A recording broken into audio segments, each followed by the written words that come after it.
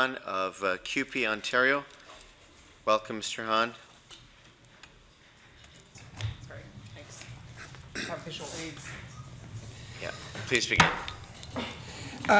Thanks. My name is Fred Hahn. I'm from the Canadian Union of Public Employees. I'm not a stranger to this process. Many of you will recognize me. I come before various committees on legislation when that impacts working people, our members, marginalized folks. We usually bring a brief and a great deal of research and spend a great deal of time and energy in preparation. But I have to confess, today I just thought, what's the use? The piece of legislation that we're considering today, the Fair Hydro Act, I mean, George Orwell would be proud.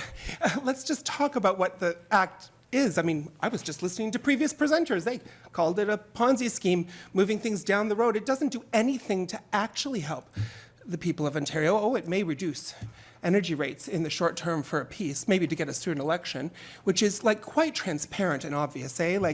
If you think the people of Ontario don't see that, don't understand what you're trying to do here, you're wrong. I actually think the people of Ontario are quite smart.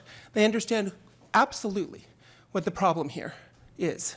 The problem is the introduction of profit into our hydro system. The problem is that you've sold Hydro One and that you continue to drive up the cost of hydro because of all of the different ways in which you've introduced the market.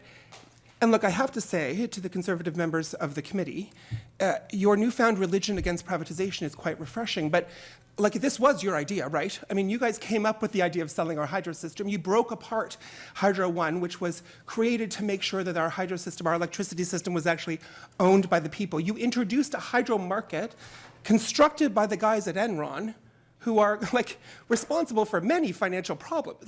So, what the Liberals are doing is really just building on the foundation that you started. I want to show you this rate chart. Now, this is a bit of history, but it's quite important history, because there was a time when our hydro system was fully private. It was owned by corporations, and in the 1900s, the government of Ontario understood that we needed to change that. We needed to create a fully public system. We needed to have hydro at cost for the good of the people of the province of Ontario. And so when they did that, even in 1900 at 10 cents a kilowatt hour, that was huge cost, it went down to 4 cents.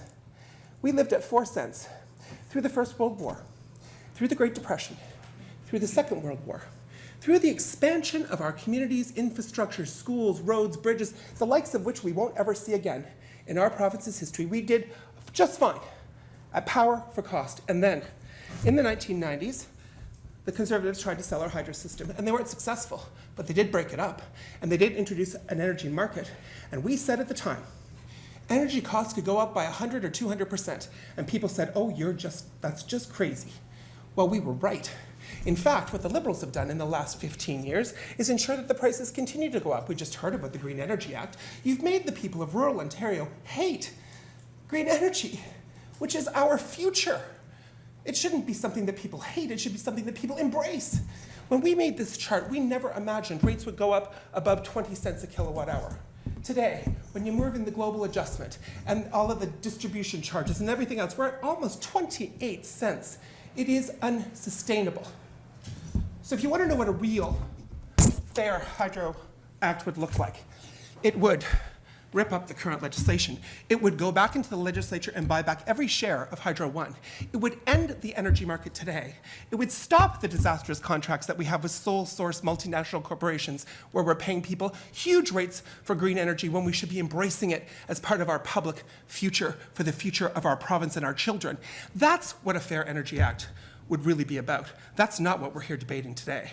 I have no illusions that in the majority, you're going to ram this thing through. But I want you to know, the people of Ontario will not be fooled. They might be happy that their rates come down in the short term, but they will remember in the long term what you have done, what others have done to mess up our electricity future in the province of Ontario. Thank you. Thank you, Mr. Hahn. To the PC side, Mr. Smith.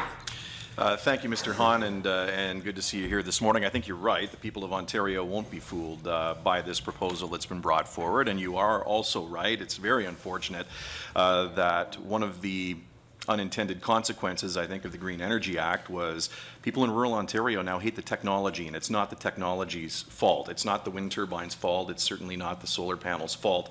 It's the government's fault. So I agree with you on those two things. On the issue of public power, am I correct in assuming that you always believe public power is preferable to any private interest? It's absolutely preferable. It's how we built the province of Ontario. We saw electricity and understood its importance not just at homes, not just at home, but for the workplace, for corporations, for small businesses. Look, I'm sure you've heard, and you will hear from people today, it's not just average ratepayers at home who are worried about their hydro bills. Small businesses can't afford to pay more in hydro. Large businesses can't afford to pay more in hydro. Never mind our schools, our hospitals, our transit systems, our towns and cities, as hydro bills go up. And there is one core problem that I have yet to hear anyone like in your party actually address, which is the introduction of profit. As soon as you need to make profit in electricity, as soon as we introduced a market for the cost, that is when rates started to go up. What we really need is a public system in the interests of the people of Ontario that will allow us to actually get back to what we were doing, having businesses be able to afford to operate here, having people be able to afford to pay their hydro bills, and getting real value for something that we own in common. So it's great to have you here today, but I'm just curious, given what we've heard today about the Green Energy Act and how it's driven up costs, and keep in mind that the PCs did a study prior to the Green Energy Act showing that we would end up where we are right now if we went down this road. I'm just wondering why CUPE didn't appear like you are today at the hearings into the Green Energy Act in 2009 that's led to this gold rush that's driven the cost of electricity up far more than the 1% a year that George Smitherman and the Liberals said at the time. Well, I can't speak to that. I'm now the president, and I became the president in 2010, so I can't speak to what we did in 2009, but I can speak to what we've always believed. We've always believed that sustainable green energy makes sense. We've always believed it should happen in the public sphere. We've always believed it should be owned in common by all of us. We've always believed that multinational corporations shouldn't profit on our energy system, and we've always believed that the introduction of the market and that pricing hydro in the way we're doing is unsustainable for our future. We've always believed in public power. So, Mr. Hahn, Bruce Power certainly has unions that buy ownership in Bruce Power. It's providing 30% less rates. So do you support that, or don't you support the current arrangement with Bruce Power? We don't support it because it ought to be owned by all of us as it was originally. Look, if we really want to root out the problem in our system, we're going to have to dig deep. Thank you, Mr. Walker. To the NDP, Mr. Chavins. Thank you, Chair. Fred, thank you for coming this morning. You've opposed the sell-off of Hydro One because of the impacts it would have on hydro bills for a long time. You certainly oppose the privatization of power generation in Ontario. Can you tell us again what the relationship is between privatization and higher rates in this province? The higher rates are a direct result of the need to make profit in the system. Currently, we've been debating whether or not we ought to sell Hydro One, an agency which is really the towers and the wires that move our power across the province. They already exist. We bought and paid for them, our parents and grandparents with their taxes. So the only way you can make money on existing towers and wires is if you charge a fare, a fee for the power to travel. That's what people are experiencing when they open their bills and they see delivery charges. And those charges will only go up. And the same thing is true when we talk about green energy and sole source contracts. We could have, as a province, built green energy in a way that was welcomed by communities, in a way that was affordable and sustainable. Instead, we're paying corporations an artificial rate because we deferred to them to actually go ahead and build this stuff. What we're seeing now is a comprehensive way in which a whole bunch of decisions, including energy pricing being on the market isn't going to be interested in you and I. It isn't going to be interested in our collective future. The market's going to be interested in profit. And that's okay for some things, but not for things as essential as our electricity system.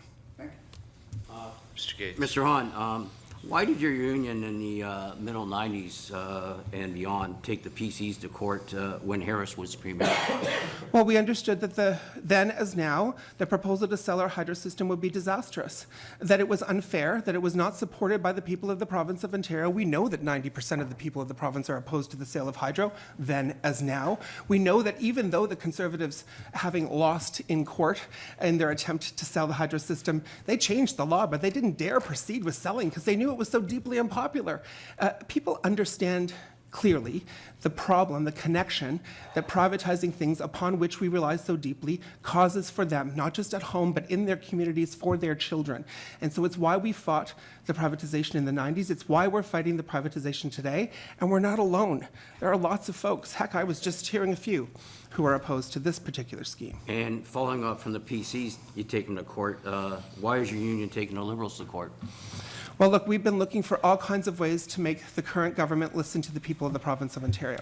They knew from their own polling it was unpopular. They knew people were opposed. They had good financial advice. The Financial Accountability Officer of the province of Ontario said it made no financial sense, and yet they proceeded. We kept looking for every avenue. We've been doing work in communities, mobilizing, but we are now suing the province because we feel as though the way in which they've done Thank you, Mr. Gates. The this government is side, unfair. Mr. Delaney.